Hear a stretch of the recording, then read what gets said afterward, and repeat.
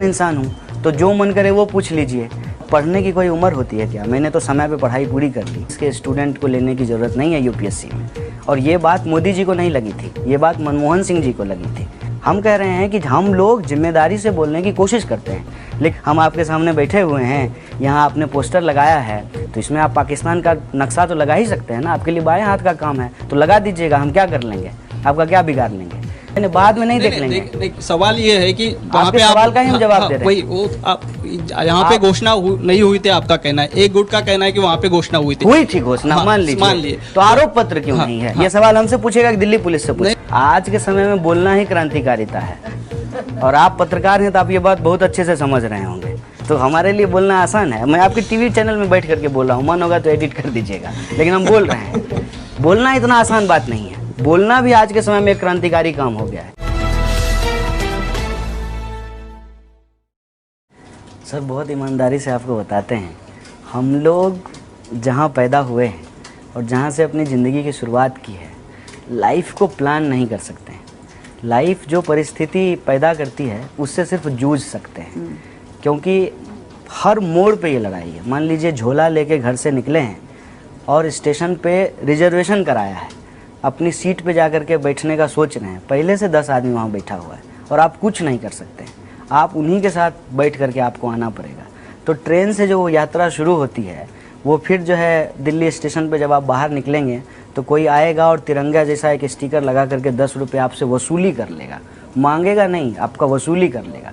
फिर ऑटो वाला जो है किराए में आपको ठग लेगा, देख के ही आप लगेंगे कि आप बिहार से आए हैं, तो 100 की जगह इससे 200 वसूल लो, वो हो जाएगा। फिर आप जब जाएंगे किराएदार के तौर पे एक मकान मालिक के पास, तो वो आपसे फिर उसी नज़र में देखेगा, कहाँ से आए हो? बिहार से आए हो, चलो उधर जाओ, उधर खड़ा रहो। मतलब पैसा हम ही दे रहे हैं, हमारे पैसे से वो जिएगा, उसके बाल बच्चे शौक मौज हमारे पैसे से करेंगे, लेकिन एहसान ऐसे जताएंगे जैसे वो हमारे ऊपर कोई उपकार कर रहे हों। तो ये ज़िंदगी से जूझने की आदत सी हो गई है। जेएनयू भी नहीं सोचे थे कि कभी जेएनयू पहुँचेंगे, जीवन की परिस्थितियाँ जो है वो जेएनयू पहुँचा दी। और जेएनयू जब पहुँचे तो थोड़ा रिलैक्स हो गए थे कि चलो देश की बेस्ट यूनिवर्सिटी में एडमिशन हो गया है, आराम से पीएचडी करेंगे, पीएचडी करने के बाद जो है बाहर तो नौकरी पड़ी हुई है, जा कर के नौकरी ले लेंगे। लेकिन समय बीतता गया और ये एहसास हो गया कि ये मामला इतना आसान नहीं। लेकिन नौकरी मतलब उस वक्त जब बिहार से निकले थे तो यूपीएससी करने आए थे। अच्छा, यूपीएससी करने आए थे और उसके लिए हमने बड़ी तैयारी की थी। एन मौके पे सरकार को लगा कि सोशल साइंस के स्टूडेंट को लेने की ज़रूरत नहीं है यूपीएससी में, और ये बात मोदी जी को नहीं लगी थी, ये बात मनमोहन सिंह जी को लगी थी। इसीलिए हमने कहा कि सरकार किसी की भी रही हो, जब हमारे साथ गलत हुआ तो हम चिल्लाए, उस वक्त भी चिल्लाए हमने। तो जो हमने पढ़ाई की थी यूपीएससी के दौरान ऑप्शनल के लिए, उसी बेसिस पे हमको लगा कि हमको एकेडमिक्स की तरफ जाना चाहिए। Then I have decided to give the entrance exam of appear in the entrance exam of JNU, और हम एंट्रेंस एग्ज़ाम दिए और जो पढ़ा हुआ था उसकी बेसिस पे टॉप कर गए और एडमिशन हो गया। और एडमिशन हो गया तो यही सपना था कि पीएचडी कंप्लीट करने के बाद किसी यूनिवर्सिटी को ज्वाइन करेंगे और पढ़ाएंगे। लेकिन इसी बीच में जो यूनिवर्सिटी में होता था तो उसमें जो हमारे सवाल थे उन सवालों को लेकर के हम भी प्रोटेस्ट में शामिल होते थे। शामिल होते होते पॉलिटिकल कॉन्शियसनेस बनते बनते वहाँ के लोगों को पसंद आया, चुनाव लड़े, प्रेसिडेंट बना दिया। प्रेसिडेंट बन गए तो मोदी जी को अच्छा दिन लाने का सवाल भूल करके हमको लगा कि इन स्टूडेंट्स को जेल में डालना ज़्यादा ज़रूरी है, तो उठा करके जेल में डाल दिए। जेल से बाहर निकल करके आए तो वो लोग सोचे होंगे कि डर जाएगा, घबरा जाएगा, अपना जो है माफ़ी मांग लेगा, चुप हो जाएगा। ये तो सीखे ही नहीं है, माफ़ी कहाँ से मांग लेंगे, जो किए ही नहीं है वो बात स्वीकार कैसे कर लेंगे।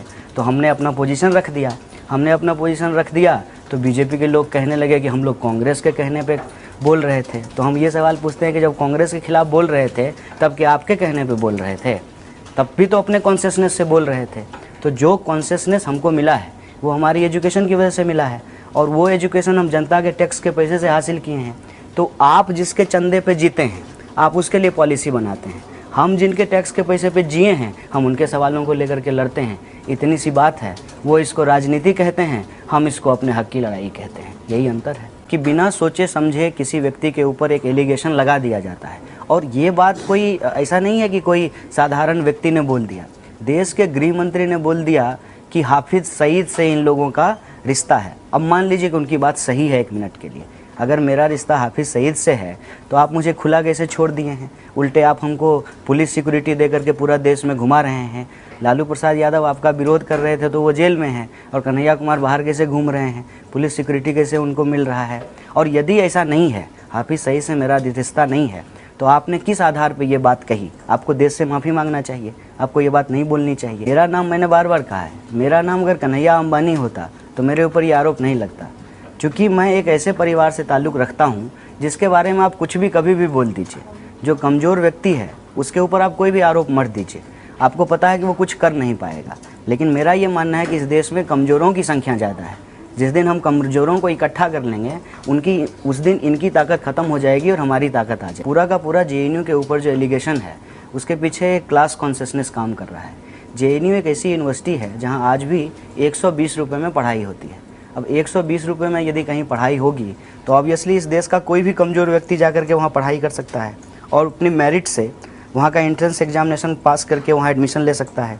मैंने भी एंट्रेंस एग्ज़ाम दिया और एंट्रेंस एग्जामिनेशन में मैंने टॉप किया था, पूरे ऑल इंडिया में मेरा रैंक 1 था, तब जा करके मेरा वहाँ पे एडमिशन हुआ। और हमने ईमानदारी से अपनी पढ़ाई की, हमने एमफिल कंप्लीट किया और आज मैंने अपनी पीएचडी भी कंप्लीट कर ली है। लेकिन ये जो कमज़ोर लोग आकर के पढ़ लें, जो समाज के दबे कुचले लोग हैं वो आकर के पढ़ लें, तो आखिर होटल में प्लेट कौन धोएगा, रिक्शा कौन खींचेगा? ये क्लास कॉन्शियसनेस तो हमेशा होता है। ये महाभारत के काल में भी था कि द्रोणाचार्य ने एकलव्य को शिक्षा देने से क्यों मना किया? क्यों जो है अर्जुन को वो धनुष सिखाएंगे और एकलव्य को नहीं सिखाएंगे? और एकलव्य यदि अपने दम पे सीख लेगा तो उसका अंगूठा काट लेंगे। तो ये तो प्रोसेस चलता है। देश में पहली बार जब एजुकेशन बिल लाया गया बिहार असेंबली में, तो हमारे यहाँ के एक महाराज थे, दरभंगा महाराज, उन्होंने कहा कि ये आप क्या कह रहे हैं कि सबको शिक्षा देंगे, सब स्कूल जाएगा तो हमारी खेत में बकरी कौन चराएगा? ये ऑफिशियल स्टेटमेंट है, रिकॉर्डेड डॉक्यूमेंट है ये। तो आज पब्लिक फंडेड एजुकेशन के ऊपर जो अटैक है वो अटैक इसलिए है ताकि सबसे पहले तो उसका लैंड जो है वो कैप्चर किया जा सके। अब दिल्ली जैसे शहर में 1000 एकड़ की ज़मीन है जेएनयू के पास, वहाँ पे मॉल बनेगा, वहाँ पे होटल बनेगा, यूनिवर्सिटी होने की क्या ज़रूरत है? लेकिन ऐसा लगता है कि जेएनयू का जो मतलब जो स्टेटस है, जेएनयू की जो एक वहाँ की हैसियत है, तो उसको कम करके इस तरह का वहाँ कुछ होगा? वो कम कर नहीं पाते हैं ना। अब इतना वो जो है 1 साल बदनाम किए कि जेएनयू ख़राब जगह है, ख़राब जगह है, और फिर उसी साल जो है जेएनयू को बेस्ट यूनिवर्सिटी का राष्ट्रपति पुरस्कार मिल गया। हम क्या प्रोड्यूस कर रहे हैं उससे हमारी पहचान है। हम अच्छा रिसर्च प्रोड्यूस कर रहे हैं, हमारे यहाँ से लोग आईएएस आईपीएस बन रहे हैं, अच्छे एकेडमिशियन बन रहे हैं, अच्छे पॉलिटिशियन भी बन रहे हैं। इनको भी बोलने में जो है अब शर्म आ रही है कि इनकी जो रक्षा मंत्री हैं वो जेएनयू की प्रोडक्ट हैं, वहाँ से पढ़ करके आई हैं। जो अलग अलग राज्य के, गुजरात के चीफ सेक्रेटरी वो जेएनयू से हैं, जहाँ का गुजरात मॉडल ये बोल रहे हैं। तो ये किसी यूनिवर्सिटी का जो विरासत है, जिसने उसका जो कंट्रीब्यूशन है सोसाइटी में, उसको इस तरीके से वो नज़रअंदाज नहीं कर सकते हैं। मैंने पीएचडी बिल्कुल अपने समय पे ख़त्म की है। हर किसी को पीएचडी करने में इतना ही समय लगता है। उल्टे यूरोप में और अमेरिका में पीएचडी करने में लोग 7 साल लगाते हैं, हमने 5 साल में अपनी पीएचडी ख़त्म की है। और जो सवाल पूछ रहे हैं उनके सवाल का स्वागत करते हुए मैं उनको एक और सवाल देता हूँ कि मैंने 30 साल में पीएचडी कर ली, मोदी जी 35 साल में एमए किए, उस पर को लोग सवाल क्यों नहीं पूछते हैं?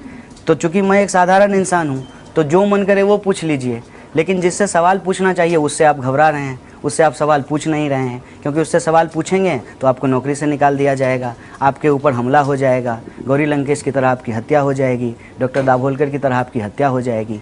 तो कमज़ोर आदमी से तो कोई भी सवाल पूछ लेगा, लेकिन सवाल पूछने की हिम्मत वहाँ दिखानी चाहिए ना जब सामने में कोई ताकतवर इंसान हो। वहाँ तो कोई सवाल पूछ नहीं रहा है। देश बहुत मज़ेदार है सर। इस देश में जो है लोग गांधी की बुराई करते हैं, हम कन्हैया कुमार क्या है उसके सामने में? हम तो कुछ भी नहीं हैं। हिस्ट्री जज करेगा आपको कि आप क्या किए हैं। अब हमारे यहाँ देख लीजिए, लालू प्रसाद यादव जी के बारे में बहुत कुछ बोला गया, लेकिन आज हिस्ट्री जज कर रहा है ना कि क्यों वो जेल में है। वो यदि तालमेल कर लेते बीजेपी से तो बहुत अच्छा आदमी होते। वो आडवाणी की रथ नहीं रोकते तो बहुत अच्छा आदमी होते।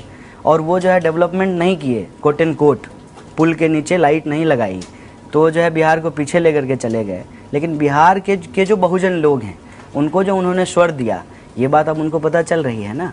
मछली को पानी की कीमत तब पता चलती है जब मछली पानी से बाहर आता है, तब उसको पता चलता है कि पानी क्या होता है। स्टूडेंट मूवमेंट के भीतर आइडियोलॉजिकल डिफरेंसेज होना एक बात है, लेकिन स्टूडेंट मूवमेंट को ही अटैक करना, मैं समझता हूँ ये तो एक बहुत ही दूसरे दिशा में बात को ले जाने वाली बात है। इसलिए मैं इस पे ना दुखी होता हूँ, ना मैं इस पे जो है अपनी कोई बात रखता हूँ, ना डिफेंस में कुछ बोलता हूँ।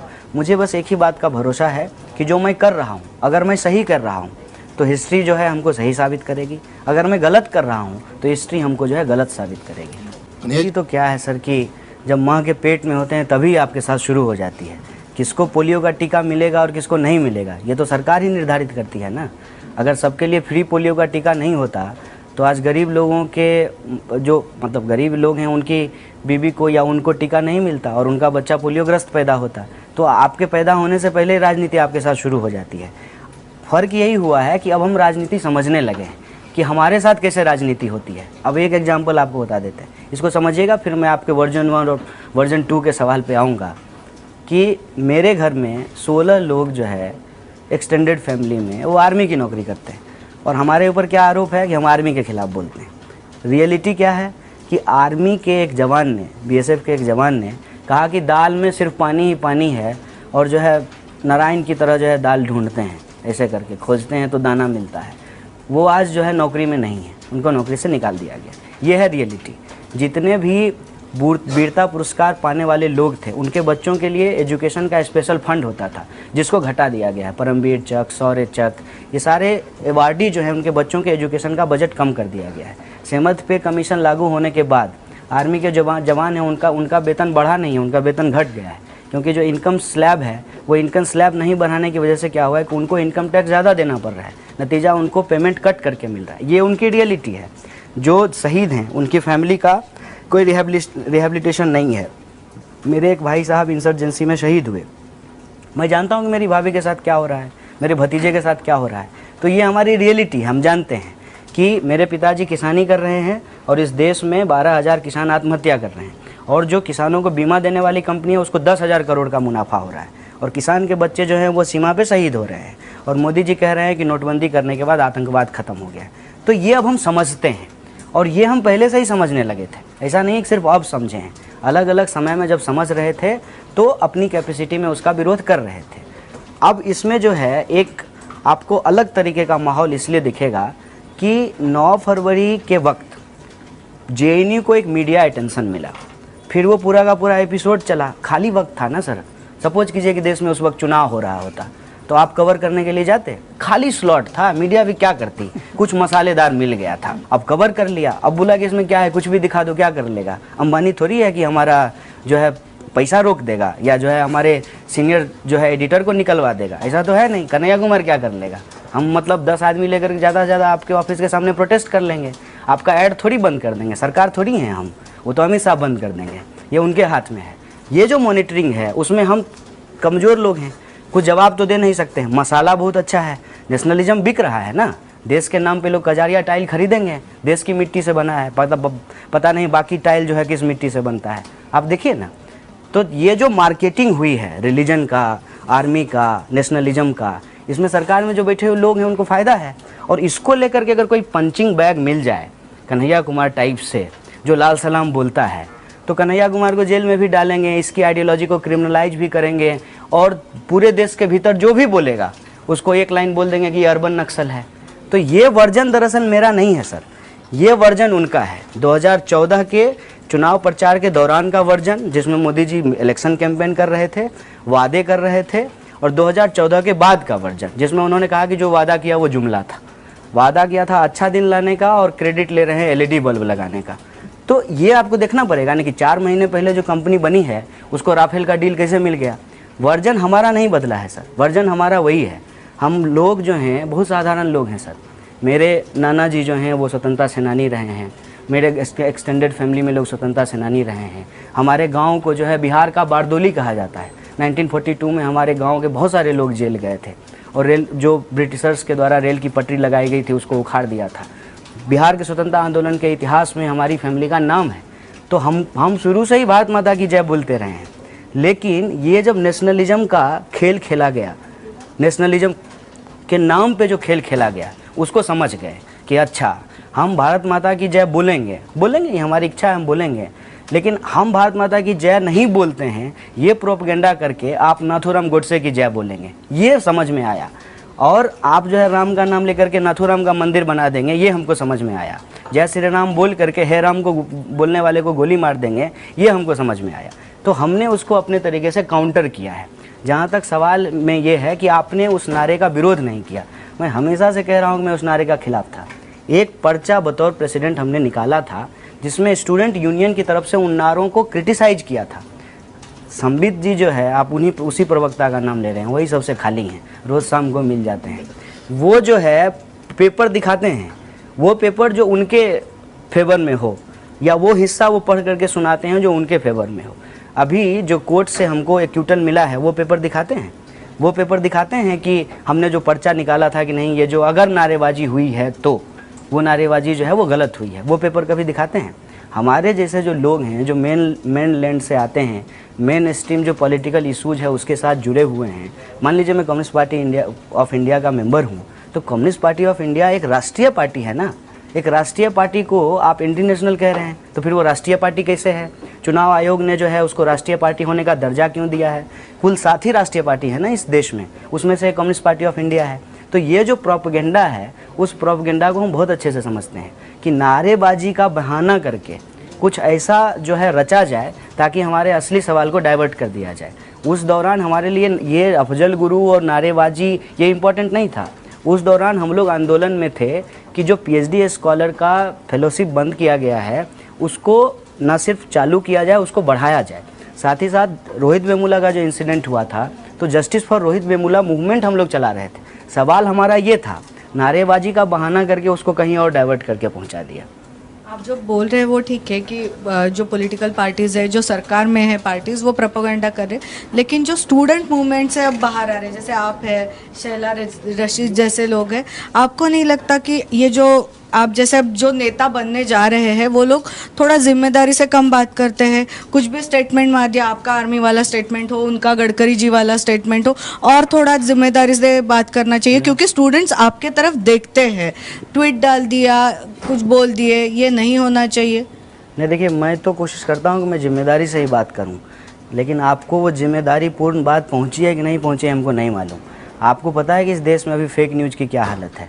तस्वीर हमारी होगी, स्टेटमेंट किसी और का होगा, और ये सब टेम्पलेट बना करके चल रहा है। तरह तरह के जो है फेक न्यूज़ हैं, कुछ भी चला देते हैं। कौन सा आपको वायरल सच, ये आप ही लोगों का जो है वो प्रचार है ना। जब कहा गया कि हम 11 बार फेल हो गए हैं, और ये कहने वाले जो है कोई साधारण व्यक्ति नहीं है, तथाकथित सेलिब्रिटी हैं, उन्होंने ये बात कह दी। अब बताइए कोई पीएचडी में 11 बार कैसे फेल कर देगा? आप जो कह रहे हैं कि हमने आर्मी के खिलाफ बोला है, ये पूरी तरह से प्रोपेगेंडा है और आपको इसको जज करना चाहिए। अगर हम आर्मी के खिलाफ कुछ बोलते तो हम जेल में होते। ऐसा नहीं है कि कोई किसी के खिलाफ कुछ बोल देगा और उस पर जो है कानून का राज नहीं है, उस पर कानून की कार्रवाई नहीं होगी। आउट ऑफ कॉन्टेक्स्ट अगर आप किसी चीज़ को निकाल लेंगे तो वो तो फिर सुनने में अजीब लगेगा ही। आगे पीछे का लाइन जो है वो फोटोशॉप पे एडिट कर दीजिए, पता नहीं किस पे एडिट करते हैं हमको नहीं पता, लेकिन होगा कुछ एडिट करने वाला ना। आगे पीछे का हटा करके बीच का दिखा दीजिए तो उसका पूरा अर्थ ही बदल जाएगा। बेसिकली उसमें ये है कि महिला दिवस के दिन पूरी दुनिया में जो महिलाओं की स्थिति थी उस पर हम चर्चा कर रहे थे, और उस पर हमने बताया कि अगर हम पुरुष हैं तो मान लीजिए कास्ट वायलेंस होता है तो मेरे ऊपर 1 लेयर का वायलेंस आएगा और हमारी हत्या करके चला जाएगा। लेकिन अगर हम महिला हैं तो मारने से पहले हमारे साथ बलात्कार होगा, तो हमारे साथ 2 बार वायलेंस होगा ना। उस कॉन्टेक्स्ट में हमने कहा कि रुवांडा में, जो अफ्रीका का एक देश है, 1 लाख महिलाओं के साथ एक साथ बलात्कार किया गया। ये क्यों किया गया? आखिर हमको अगर चिढ़ाना हो तो मेरी माँ की गाली क्यों दी जाती है? ताकि क्रिमिनलाइज किया जा सके, टेरराइज किया जा सके। और उसमें हमने कहा कि सिक्योरिटी फोर्सेज के ऊपर भी महिलाओं के साथ अत्याचार करने का आरोप है। और ये हम नहीं बोल रहे हैं, ऐसा नहीं हम बोल रहे हैं, ये सुप्रीम कोर्ट कह रही है। सुप्रीम कोर्ट ने इस पे जो है ह्यूमन राइट कमीशन को डायरेक्शन दिया है। अभी जो है आफ्सपा को लेकर के जो रिपोर्ट आई है उस पे जो है अभी आया है ना, सब लोग बोल रहे हैं ना कि आफ्सपा ख़त्म करना चाहिए। इसके 2 व्यूज़ हैं। बहुत सारे एक्स आर्मी ऑफिशियल्स ने कहा कि इससे हमारी आर्मी डिस्करेज हो जाएगी, अब सुप्रीम कोर्ट को ऐसा नहीं करना चाहिए, ये बोल रहे हैं ना। हम कह रहे हैं कि हम लोग जिम्मेदारी से बोलने की कोशिश करते हैं, लेकिन जिनका काम है इस बात को पहुंचाना, वो यदि जिम्मेदारी से नहीं पहुंचाएंगे तो फिर हम क्या कर लेंगे? हम आपके सामने बैठे हुए हैं, यहाँ आपने पोस्टर लगाया है तो इसमें आप पाकिस्तान का नक्शा तो लगा ही सकते हैं ना। आपके लिए बाएं हाथ का काम है तो लगा दीजिएगा, हम क्या कर लेंगे? आपका क्या बिगाड़ लेंगे? जिम्मेदारी से हम हमेशा बोलते हैं क्योंकि हमारे पास गैर जिम्मेदार होने का ऑप्शन ही नहीं है। ऑप्शन होकर के क्या हम सस्टेन कर पाएंगे? हमारे लिए स्थिति है, ये हमारी स्थिति नहीं है कि हम इसको जी पाएंगे। तो जो लोग गैर जिम्मेदारी से इस काम को पहुंचा रहे हैं लोगों के बीच में गलत तरीके से, उनको आइडेंटिफाई करना जरूरी है। हम लोग एक्चुअली फेक न्यूज के शिकार हैं, लेकिन हमारी लड़ाई सच्ची है। कन्हैया का हाल तो आपको पता है, आप बता सकते हो क्या हुआ था उस दिन? देखिए, सबसे नहीं, आपको भी पता हो सकता है। नहीं, आप तो वहाँ पे थे। मैं बता देता हूँ, मैं सब बात का जवाब दे दूंगा। मैं प्रधानमंत्री थोड़ी है कि आपसे पहले सवाल ले लिए और जवाब बाद में देंगे। आमने सामने आप पूछ रहे हैं, आपसे हम सवाल लिखवा लिए हैं क्या? नहीं है ना, लिखने का सवाल नहीं है, तो आप वहाँ पे थे तो ठीक है, चलिए बोलिए। माझा कट्टा है, बोलिए। कोई चौधरी की इंटरव्यू थोड़ी ले रहे हैं, मोदी जी का सवाल पहले से पूछ लेंगे। देश में जो हो रहा है उसको समझिए सर। सबसे पहली बात, जब घोषणा हुई मैं वहाँ नहीं था। एक भी एविडेंस होता, मैं आपको बता रहा हूँ कि जब घोषणा हो रही हो और मैं वहाँ होता तो मैं जेल में होता, क्योंकि मेरे ऊपर जो आरोप लगा। कहाँ थे उस वक्त? कहाँ थे? मैं अपने हॉस्टल में था। हाँ। जब 2 ग्रुप में लड़ाई हुई, हाँ। सिक्योरिटी फोर्सेस के बाद वो हो चुका है। हाँ। जिस घोषणा की आप बात कह रहे हैं, अगर वो हुआ है तो हुआ है कि नहीं आपको पता है? अगर वो हुआ होता, इसको भी मैं आपको मालूम है कि आप तो हॉस्टल में थे, हॉस्टल और आप मैदान में कि कितना अंतर था दोनों में? इसके 2 किलोमीटर का अंतर 2 में, तो आप वहाँ पे नहीं थे? मैं वहाँ पे नहीं था। हाँ। 1000 एकड़ की यूनिवर्सिटी है। हाँ। मतलब बहुत बड़ा है सर, ठीक है। हाँ। 1000 एकड़ की यूनिवर्सिटी है, मैं 2 किलोमीटर दूर हमारा हॉस्टल है। जब सिक्योरिटी फोर्स ने कहा कि 2 ग्रुप में लड़ाई हो गई, आकर के छुड़ा दीजिए, क्योंकि मैं प्रेसिडेंट था तो मेरे कहने पे शायद लोग झगड़ा नहीं करते, तब मैं वहाँ पहुँचा हूँ। अगर मैं पहले से वहाँ मौजूद होता तो एक बात जान लीजिए, मैं प्रेसिडेंट यदि नहीं भी होता, यह मैं बार बार कह रहा हूँ, एक कॉमन सिटीजन होने के चलते मैं ये घोषणा नहीं होने देता। ये गलत बात है। लेकिन ऐसी घोषणाएं दी गई थी क्या? मतलब देखिए, इसको लेकर के 2 ओपिनियन है। एबीवीपी के लोग आज भी कह रहे हैं कि वो घोषणा दी गई, और जो लोग ऑर्गेनाइजर जिनको कहा जाता है, उन्होंने कहा कि हमने ये घोषणा नहीं दी कभी भी। लेकिन अभी जो करंट स्टेटस है, तो पुलिस इस पर चार्जशीट करती, कोई चार्जशीट नहीं है इस पर। मेरी बात आप समझ रहे हैं? तो मुझे तो यही वाला वर्जन सही लगेगा ना, कि घोषणा नहीं दी गई। अगर घोषणा दी भी गई है, 1 मिनट के लिए मान लीजिए, तो आप होंगे तब तो कुछ करेंगे, और इसमें प्रेसिडेंट होने या नहीं होने का सवाल नहीं है। आप इसको ऐसे मत समझिए कि गांव में चोरी हो गई और मुखिया को जेल में डाल देंगे, ऐसा नहीं है। अगर मैं कॉमन सिटीजन भी होता तब भी मैं उसमें इंटरवीन करता, लेकिन मैंने बतौर प्रेसिडेंट भी इंटरवीन किया। जब मेरे ऊपर यूनिवर्सिटी ने 10,000 का फाइन किया था, तो यूनिवर्सिटी ने यही लिखा कि आप ड्यूटी बाउंड नहीं थे, ठीक है। तो हमने कहा कि हम ड्यूटी बाउंड नहीं थे, तो आप ड्यूटी बाउंड थे वाइस चांसलर साहब, देश के प्रधानमंत्री ड्यूटी बाउंड थे। अगर वो आपका जुरिडिक्शन है और आपके जुरिडिक्शन में कुछ हो रहा है, तो बतौर स्टूडेंट रिप्रेजेंटेटिव आप कह रहे हैं कि हम ड्यूटी बाउंड नहीं थे, तो फिर जो सीएम और पीएम है वो भी रिप्रेजेंटेटिव हैं और वो भी ड्यूटी बाउंड नहीं थे। गृह मंत्री भी ड्यूटी बाउंड नहीं थे, क्योंकि लॉ एंड ऑर्डर देखना उनका काम है। रिस्पॉन्सिबिलिटी आप उसके ऊपर डाल देते हैं। वो होता है ना कि अभी देखिए, जो है नीरव मोदी पैसा लेके भाग गए, बड़ा मछली को नहीं पकड़ा। नीरव मोदी का बाद में देख लेंगे। नहीं, बाद में नहीं देख लेंगे। नहीं, सवाल ये है कि वहाँ पे सवाल का ही हम जवाब दे रहे हैं। वही वो आप यहाँ पे घोषणा नहीं हुई थी, आपका कहना है। एक गुट का कहना है कि वहाँ पे घोषणा हुई थी घोषणा, मान लीजिए, तो आरोप पत्र क्यों नहीं है? ये सवाल हमसे पूछेगा कि दिल्ली पुलिस से पूछेगा? नहीं, आप अगर वहाँ पे घोषणा हुई है तो आप उसका निषेध करते, और आप जो अफजल गुरु के कर चुके हैं, अफजल गुरु के समर्थन में जो घोषणाबाजी हुई थी, तो उसका भी आप जाहिर निषेध करते? भाई, निषेध करते हैं तभी तो। ये शुरू से हमारा पोजीशन है कि हमको अगर घोषणा देना होगा तो हम घोषणा रोहित वेमुला के लिए देंगे, अफजल गुरु के लिए क्यों देंगे? ये बात तो पता चल गया है ना आपको। ये बात तो हमने बता दी है आपको कि हमने उस पर जो है यूनियन का पोजीशन लिख करके उसी वक्त ला दिया था। ये बात तो 10 तारीख को ही हो गई, मेरी अरेस्टिंग तो 12 तारीख को हुई है, 2 दिन बाद। इस बात को आपको समझना पड़ेगा ना कि नीरव मोदी का मैं उदाहरण क्यों ले रहा हूँ, कि उसमें जो है जो डायरेक्टर हैं पीएनबी के, उनको नहीं पकड़े हैं, कलर को आप पकड़ लिए हैं। कलर का हिम्मत है कि बिना ऊपर के ऑफिशियल का जो है कहे हुए जो है वो पैसा दे देगा? आप रिपोर्ट लिख देंगे इनसे पूछे हुए? कर सकते हैं ये काम? अरे समझिए सर आप।